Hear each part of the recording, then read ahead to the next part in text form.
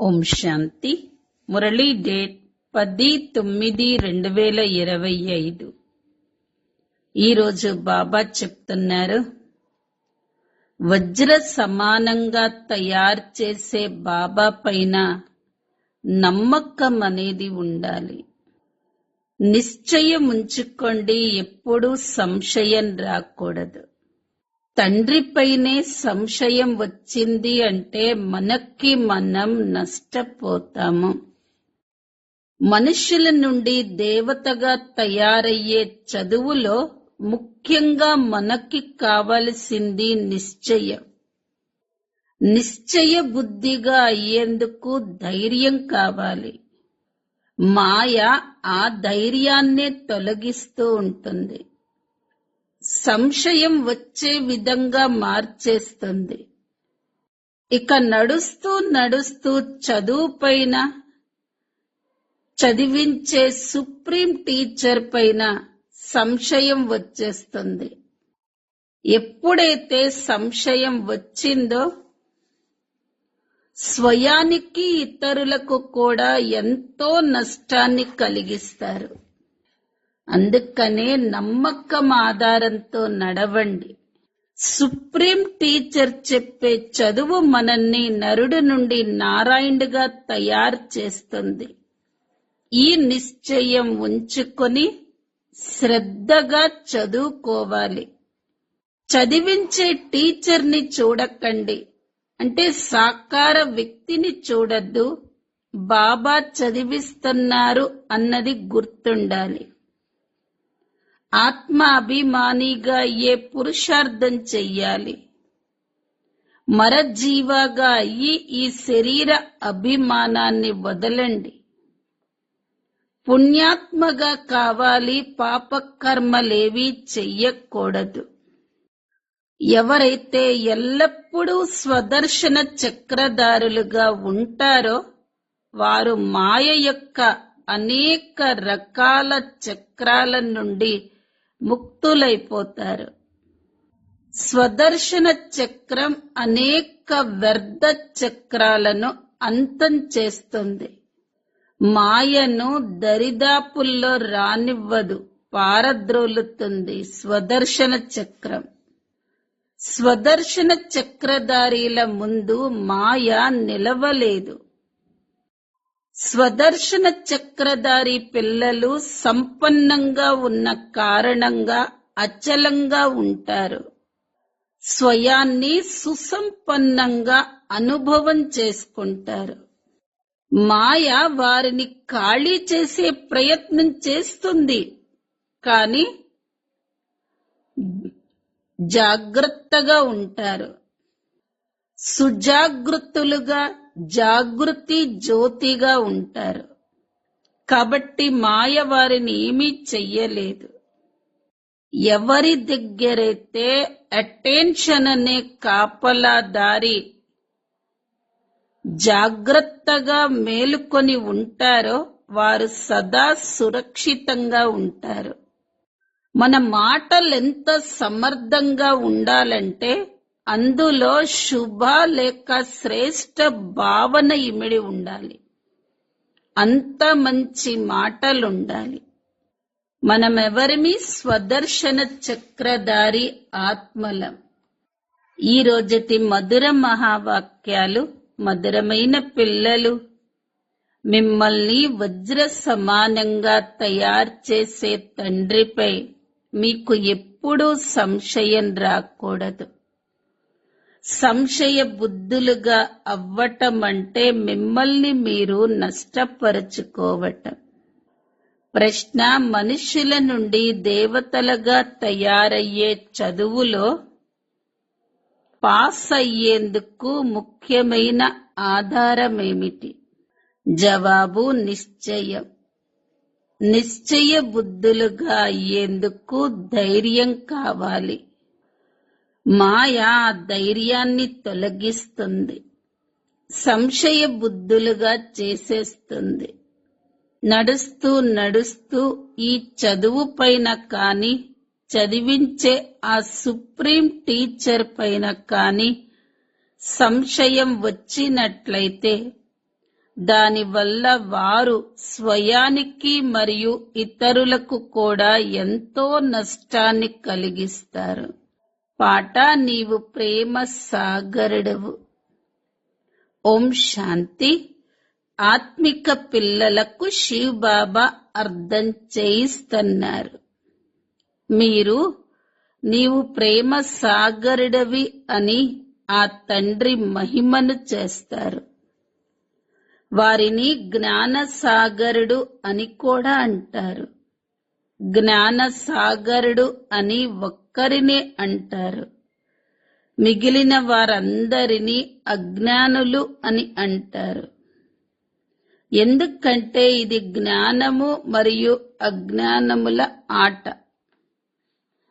పరంపిత పరమాత్మ దగ్గరే జ్ఞానముంది. ఈ జ్ఞానంతో కొత్త ప్రపంచ స్థాపన జరుగుతుంది. అంతేకాని ఎక్కడో కొత్త ప్రపంచాన్ని తయారు చెయ్యరు. ఈ ప్రపంచం అవినాశిగానే ఉంటుంది. కేవలం పాత ప్రపంచాన్ని మార్చి కొత్తగా తయారు చేస్తారు. ప్రళయం అనేది జరగదు. ప్రపంచమంతా ఎప్పుడూ వినాశనమవ్వదు. పాతది పరివర్తన చెంది కొత్తగా మారుతుంది. ఇప్పుడు మీరు కూర్చున్నది పాత ఇల్లు అని బాబా అర్థం చేయించారు. మనం కొత్త ఇంట్లోకి వెళతామని మీకు తెలుసు. పాత ఢిల్లీ ఉంది. ఇప్పుడిక ఈ పాత ఢిల్లీ నాశనం కానున్నది. దానికి బదులుగా మళ్ళా కొత్త ఢిల్లీ తయారవుతుంది. మరి అది ఎలా తయారవుతుంది? అన్నింటికన్నా ముందు అందులో ఉండేందుకు అర్హులైన వాళ్ళు కావాలి కదా. కొత్త ప్రపంచంలో సర్వగుణ సంపన్నులు ఉంటారు. పిల్లలైన మీకు ఈ లక్ష్యం కూడా ఉంది. పాఠశాలల్లో లక్ష్యం ఉంటుంది కదా. వారు సర్జన్ లేక బ్యారిస్టర్ చదువుని చదువుతారు. నేను సర్జన్గా అవుతాను, బ్యారిస్టర్గా అవుతాను అని చదువుకునే వారికి కూడా తెలుస్తుంది. మేము మనుష్యుల నుండి దేవతలుగా అయ్యేందుకు వచ్చామని ఇక్కడ మీకు తెలుసు. పాఠశాలల్లో లక్ష్యం లేకుండా ఎవరూ కూర్చోలేరు. కానీ ఇది ఎటువంటి అద్భుతమైన పాఠశాల అంటే ఇందులో లక్ష్యాన్ని అర్థం చేసుకుంటూ చదువుకుంటూ మళ్ళీ ఈ చదువును వదిలి వెళ్ళిపోతారు. ఇది సరైన చదువు కాదని, ఈ లక్ష్యం అనేది లేదని, అసలు అలా ఎప్పుడూ జరగదని చదివించే వారిపై సంశయం వచ్చేస్తుంది.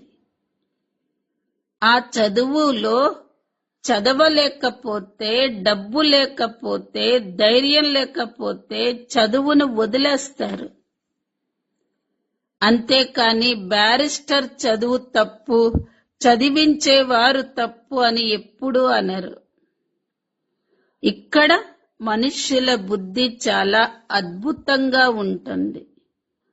చదువుపై సంశయం వస్తే ఈ చదువు తప్పు అని అంటారు. వారసత్వం అనేది లభించదు, ఇవన్నీ ప్రగల్భాలు అని అంటారు. ఇలా చాలా మంది పిల్లలు చదువుతూ మళ్ళీ వదిలేస్తారు. భగవంతుడే స్వయంగా మమ్మల్ని చదివిస్తున్నారు.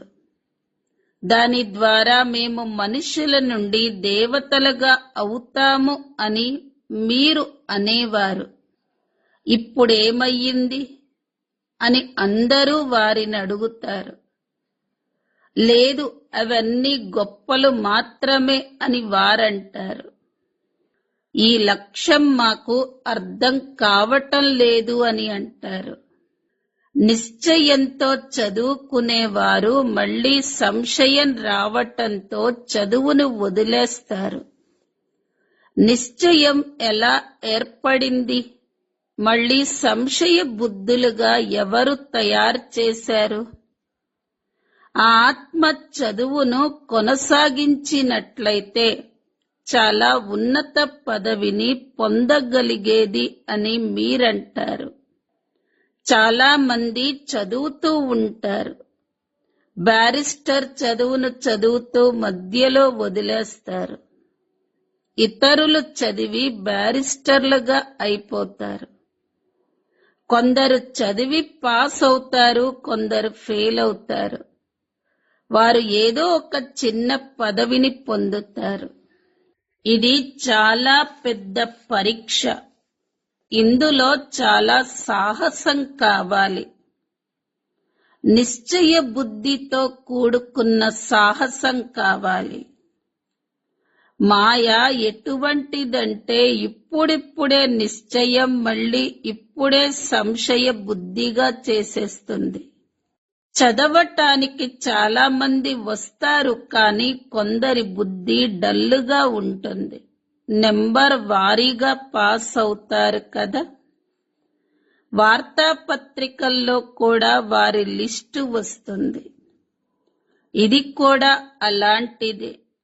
ఇక్కడ చదివటానికి చాలా మంది వస్తారు. కొందరు మంచి బుద్ధి ఉన్నవారు ఉంటారు. కొందరి బుద్ధి డల్లుగా ఉంటుంది. పారస బుద్ధులుగా అవుతూ మళ్ళీ ఏదో ఒక సంశయంలోకి వచ్చి చదువుని వదిలి వెళ్ళిపోతారు. వారు ఇతరులను కూడా నష్టపరుస్తారు. సంశయ బుద్ధి వినశంతి అని అంటారు కదా. వారు ఉన్నత పదవిని పొందలేరు.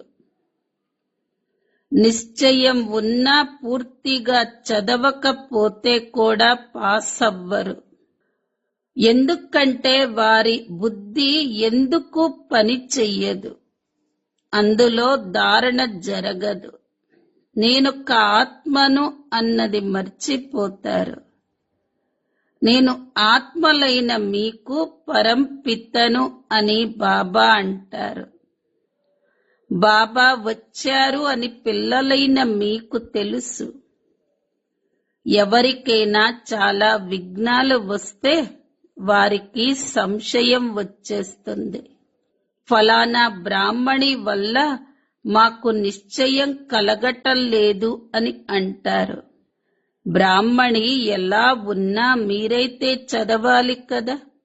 టీచర్ మంచిగా చదివించకపోతే వారిని చదువు చెప్పటం నుండి తొలగించాలి అని ఆలోచిస్తారు. కానీ ముందు మీరైతే చదవాలి కదా.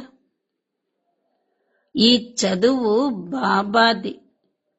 చదివించేవారు ఆ సుప్రీం టీచరు. బ్రాహ్మణి కూడా అతడి జ్ఞానాన్నే వినిపిస్తుంది. కావున మీ ధ్యాస అంతా చదువుపై ఉండాలి. చదువు లేకుండా పరీక్షను పాస్ అవ్వలేరు. కానీ బాబా పైనే నిశ్చయం తొలగిపోతే చదువును వదిలేస్తారు. చదువుతూ వీరి ద్వారా ఈ పదవి లభిస్తుందా, లభించదా అన్న సంశయం వస్తే చదువును కూడా వదిలేస్తారు. వారు ఇతరులను కూడా పాడు చేస్తారు. నిందించటం ద్వారా ఇంకా నష్టపోతారు. ఎంతో నష్టం కలుగుతుంది. ఇక్కడ ఎవరైనా పాపం చేస్తే వారికి 100 రెట్లు శిక్ష పడుతుంది అని బాబా అంటారు. ఎంతో మందిని పాడు చేసేందుకు ఒకరు నిమిత్తమవుతారు. ఎవరైతే పుణ్యాత్మలుగా అయ్యారో వారు వికర్మల వల్ల మళ్ళీ పాపాత్మలుగా అయిపోతారు. ఈ చదువు ద్వారానే పుణ్యాత్మలుగా అవుతారు. పుణ్యాత్మలుగా తయారు చేసేది ఒక్క ఒక్క బాబానే. ఎవరైనా చదవలేకపోతే తప్పకుండా ఏదో ఒక చెడు లోపం ఉంటుంది. నా భాగ్యమే ఇంత, నేనేం చెయ్యగలను అని అంటారు. ఇది హార్ట్ ఫెయిల్ అవటం వంటిది. ఎవరైతే ఇక్కడకు వచ్చి మరజీవగా అవుతారో వారు మళ్ళీ రావణ రాజ్యంలోకి వెళ్లి మరజీవులుగా అవుతారు. వారు వజ్ర సమానమైన జీవితాన్ని తయారు చేసుకోలేరు. మనుషులు హార్ట్ ఫెయిల్ అయితే వారు వెళ్లి ఇంకొక జన్మ తీసుకుంటారు. అలాగే ఇక్కడ హార్ట్ ఫెయిల్ అవుతే అసూరి సాంప్రదాయంలోకి వెళ్ళిపోతారు. ఇది మరజీవ జన్మ. కొత్త ప్రపంచంలోకి వెళ్లేందుకు బాబా పిల్లలుగా అవుతారు. ఆత్మలే వెళతాయి కదా. ఆత్మలైన మనం ఈ శరీర అభిమానాన్ని వదిలేయాలి. అలా వదిలిన వారిని దేహి అభిమానులు అని భావించటం జరుగుతుంది. మనం వేరు, ఈ శరీరం వేరు. ఈ శరీరాన్ని వదిలి ఒక శరీరాన్ని వదిలి ఇంకొక శరీరాన్ని తీసుకుంటాము. అంటే తప్పకుండా మనం వేరే వస్తువు కదా. ఆత్మలైన మనం శ్రీమతంపై ఈ భారతదేశంలో స్వర్గ స్థాపన చేస్తున్నాము. మనుషులను దేవతలుగా తయారు చేసే ఈ కళ నేర్చుకోవలసి ఉంటుంది. ఇంకా ఏ సత్సంగాలు లేవని కూడా పిల్లలకు అర్థం చేయించటం జరిగింది. సత్యము అని ఒక్క పరమాత్ముణ్ణి మాత్రమే పిలవటం జరుగుతుంది. అతని పేరు శివుడు. వారే సత్యుగ స్థాపన చేస్తారు. కలియుగ ఆయుష్ తప్పకుండా పూర్తి కానున్నది. మొత్తం ప్రపంచ చక్రం ఎలా తిరుగుతుందో ఈ సృష్టి చక్రంలో స్పష్టంగా ఉంది. దేవతలుగా అయ్యేందుకు సంగమ యుగంలో బాబా పిల్లలుగా అవుతారు. బాబాను వదిలినట్లయితే మళ్ళీ కలియుగంలోకి వెళ్ళిపోతారు. బ్రాహ్మణ జీవితంపై సంశయం వచ్చినట్లయితే తప్పకుండా శూద్ర కుటుంబంలోకి వెళ్ళిపోతారు. వారు మళ్ళీ దేవతలుగా అవ్వలేరు. ఇప్పుడు స్వర్గ స్థాపనకు పునాది ఎలా ఏర్పడుతుందో కూడా బాబా అర్థం చేయిస్తారు. ఇప్పుడు శంకుస్థాపన మళ్ళీ ప్రారంభోత్సవం రెండూ జరుగుతాయి. ఇక్కడ గుప్తంగా జరుగుతాయి. స్వర్గం కోసం తయారవుతున్నామని ఇప్పుడు మీకు తెలుసు. అప్పుడు నరకం నామరూపాలు ఉండవు. ఇది సంగమ యుగమని, ఇందులో బాబా పావనంగా తయారు చేసేందుకు వస్తారని పిల్లలైన మీరు అర్థం చేసుకున్నారు. పురుషోత్తమ సంగమ యుగంలో మనుష్యుల నుండి దేవతలుగా అవుతారని కూడా మీరు వ్రాయాలి. ఇది మీ ఈశ్వరీయ జన్మసిద్ధ అధికారము అని కూడా వ్రాసి ఉంది. ఇప్పుడు బాబా మీకు దివ్య దృష్టిని ఇస్తారు. నా 84 జన్మల చక్రం ఇప్పుడు పూర్తయిందని ఆత్మకు తెలుసు. బాబా కూర్చొని ఆత్మలకు అర్థం చేయిస్తారు. ఆత్మ చదువుతూ ఉంటుంది. దేహ అభిమానం గడియ గడియ వస్తూ ఉంటుంది. ఎందుకంటే ఇది అర్ధకల్పపు దేహ అభిమానం కదా. దేహి అభిమానిగా అయ్యేందుకు సమయం పడుతుంది. ఇప్పుడు బాబా వచ్చారు. సమయం కూడా లభించింది. బ్రహ్మ ఆయువు 100 సంవత్సరాలు అని అంటారు, లేక తక్కువ కూడా ఉండొచ్చు. బ్రహ్మ వెళ్ళిపోయాడనుకోండి, దానితో స్థాపన ఆగిపోదు. సైన్యమైన మీరైతే ఉన్నారు కదా. బాబా మంత్రాన్నిచ్చేశారు, పిల్లలు చదవాలి. సృష్టి చక్రం ఎలా తిరుగుతుందో బుద్ధిలో ఉండాలి. మీరు స్మృతి యాత్రలో ఉండాలి. స్మృతి ద్వారానే వికర్మలు వినాశనమవుతాయి. భక్తి మార్గంలో అందరితో వికర్మలు జరుగుతాయి. పాత ప్రపంచం మరియు కొత్త ప్రపంచం, ఈ 2 గోళాలు మీ వద్ద ఉన్నాయి. కావున పాత ప్రపంచమైన రావణ రాజ్యం ముర్దాబాద్, కొత్త ప్రపంచమైన జ్ఞాన మార్గపు రామరాజ్యం జిందాబాద్ అని మీరు వ్రాయచ్చు. పూజ్యులుగా ఉండేవారే పూజారులుగా అయ్యారు. కృష్ణుడు కూడా పూజ్యుడిగా తెల్లగా ఉండేవాడు.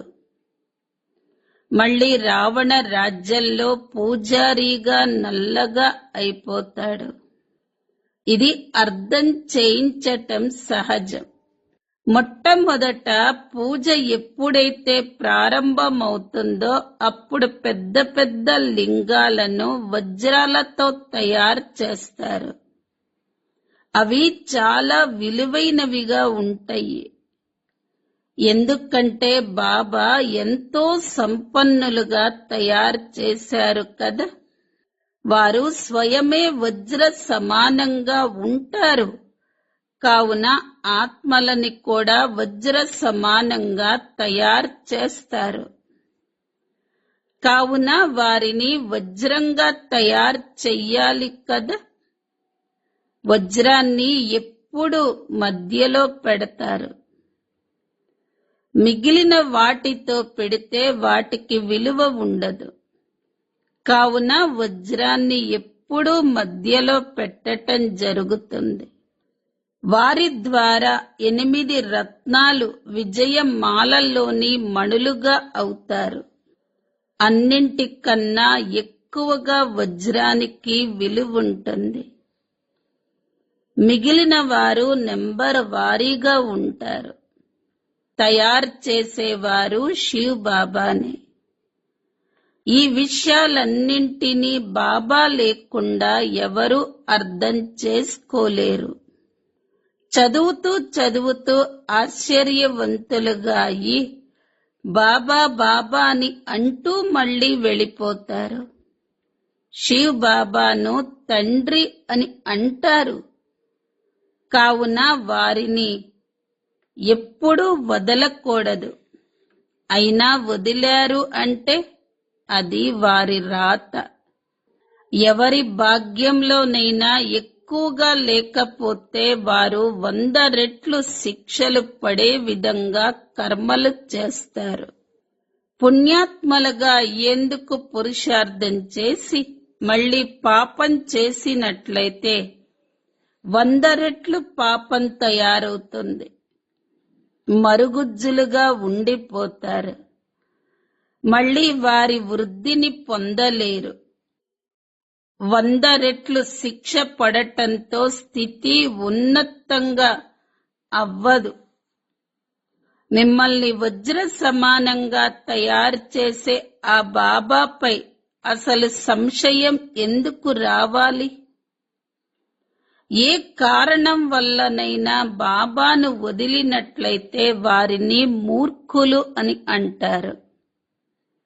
మీరు ఎక్కడ ఉన్నా బాబాని స్మృతి చేసినట్లయితే మీరు శిక్షల నుండి ముక్తులవుతారు. పతితుల నుండి పావనంగా అయ్యేందుకే మీరు ఇక్కడికి వస్తారు. గతంలో చెడు కర్మలు చేసినట్లయితే వాటి ఫలితంగా ఇప్పుడు శరీర కర్మ భోగాన్ని ఎంతగానో అనుభవిస్తూ ఉంటారు. ఇప్పుడు మీరు అర్ధకల్పం వరకు వీటి నుండి ముక్తులవుతారు. నేను ఎంతవరకు నా ఉన్నతిని చేసుకుంటున్నాను, ఎంతవరకు సేవ చేస్తున్నాను అని స్వయాన్ని చూసుకోవాలి. లక్ష్మీనారాయణల చిత్రంపై ఈ విశ్వంలో శాంతి ఉన్న రాజ్య స్థాపన ఇప్పుడు జరుగుతుంది అని మీరు వ్రాయొచ్చు. ఇది లక్ష్యం. అక్కడ 100% పవిత్రత, సుఖము, శాంతి ఉంటాయి. వీరి రాజ్యంలో ఇతర ధర్మాలేవి ఉండవు. మరి ఇప్పుడు ఉన్న ఈ ధర్మాలన్నీ తప్పకుండా వినాశనం అవుతాయి కదా. అర్థం చేయించటంలో చాలా మంచి బుద్ధి కావాలి. లేకపోతే తమ స్థితి అనుసారంగానే అర్థం చేయిస్తారు. చిత్రాల ముందు కూర్చొని బాగా ఆలోచించాలి. మీకు అర్థం చేయించటం జరిగింది. మీకు అర్థమవుతే ఇతరులకు కూడా అర్థం చేయించాలి. కావుననే బాబా మ్యూజియాలను తెరిపిస్తూ ఉంటారు. గేట్ వే టు హెవెన్ అన్న పేరు కూడా చాలా బాగుంది. అవి ఢిల్లీ గేట్, ఇండియా గేట్ మొదలైనవి. అలాగే ఇది స్వర్గపు గేట్. ఇప్పుడు మీరు స్వర్గ ద్వారాలను తెరుస్తున్నారు. భక్తి మార్గంలో దారి ఎవరికీ దొరకదు. అందరూ మాయా రాజ్యంలో చిక్కుకుపోతారు. మళ్ళీ బాబా వచ్చి బయటకు తీస్తారు. ఎవరికైనా బయటకు రావటం ఇష్టం లేకపోతే బాబా కూడా ఏం చేస్తారు? కావుననే మహాన్ మూర్ఖులను కూడా ఇక్కడే చూడండి. ఎందుకంటే వారు చదువును వదిలేస్తారు అని బాబా అంటారు. సంశయ బుద్ధులుగా ఈ జన్మాంతరాల వరకు తమను తామే హత్య చేసుకుంటారు. వారి భాగ్యం పాడైపోతే అలా జరుగుతుంది.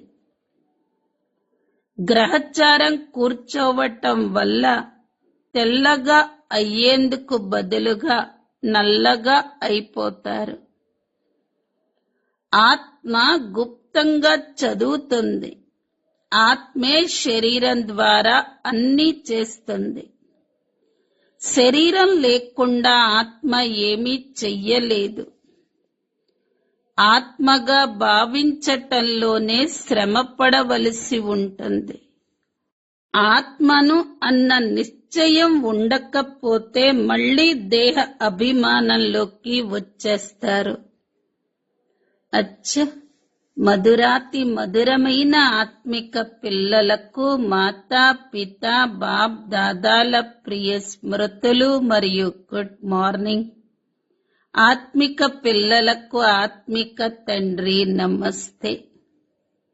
ఆత్మిక పిల్లలవి ఆత్మిక తల్లి తండ్రులకు ప్రియ స్మృతులు, గుడ్ మార్నింగ్ మరియు నమస్తే.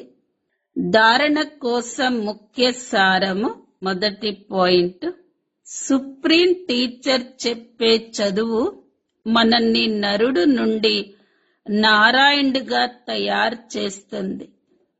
ఈ నిశ్చయం ఉంచుకొని ఎంతో శ్రద్ధగా ఈ చదువును చదవాలి. చదివించే టీచర్ని చూడకూడదు.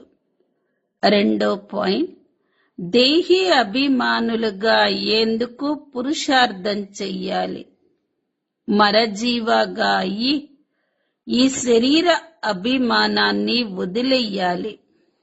పుణ్యాత్మగా అవ్వాలి. పాపకర్మలేవి చెయ్యకూడదు. వరదానం స్వదర్శన చక్రపు స్మృతి ద్వారా సదా సంపన్న స్థితిని అనుభవం చేసుకునే సుసంపన్న భవ. ఎవరైతే సదా స్వదర్శన చక్రధారులుగా ఉంటారో వారు మాయ యొక్క అనేక రకాల చక్రాల నుండి ముక్తులుగా ఉంటారు. ఒక్క స్వదర్శన చక్రం అనేది వ్యర్థ చక్రాలను అంతం చేసేస్తుంది, మాయను పారద్రోలుతుంది. వారి ముందు మాయ నిలవలేదు. స్వదర్శన చక్రధారులైన పిల్లలు సదా సంపన్నంగా ఉన్న కారణంగా అచలంగా ఉంటారు. స్వయాన్ని సుసంపన్నంగా అనుభవం చేసుకుంటారు. మాయ వారిని ఖాళీ చేసేందుకు ప్రయత్నిస్తుంది, కానీ వారు సదా అప్రమత్తంగా సుజాగృతులుగా జాగ్రత్త జ్యోతులుగా ఉంటారు. కావున వారిని మాయ ఏమీ చెయ్యలేదు. ఎవరి వద్దనైతే అటెన్షన్ రూపీ కాపలాదారుడు సుజాగృతంగా ఉంటారో వారే సదా సురక్షితంగా ఉంటారు. స్లోగన్: మీ మాటలెంత సమర్థంగా ఉండాలంటే అందులో శుభ లేక శ్రేష్ఠ భావన ఇమిడి ఉండాలి. అవ్యక్త ప్రేరణ పాయింట్: ఇప్పుడు లగ్నం అనే అగ్నిని ప్రజ్వలింపచేసి యోగాన్ని జ్వాలా స్వరూపంగా తయారు చెయ్యండి. శక్తిశాలి స్మృతి కోసం సత్యమైన హృదయపూర్వకమైన ప్రేమ కావాలి. సత్యమైన హృదయం ఉన్నవారు క్షణంలో బిందువుగా అయి బిందు స్వరూపుడైన బాబాని స్మృతి చెయ్యగలుగుతారు. సత్యమైన హృదయం ఉన్నవారు సత్యమైన స్వామిని సంతుష్టపరిచిన కారణంగా బాబా యొక్క విశేషమైన దీవెనలను పొందుతారు. దీని ద్వారా సహజంగానే ఒకే సంకల్పంలో స్థితులై జ్వాలారూప స్మృతిని అనుభవం చేసుకోగలరు. శక్తిశాలి వైబ్రేషన్లను వ్యాపింప చెయ్యగలరు. ఓం శాంతి.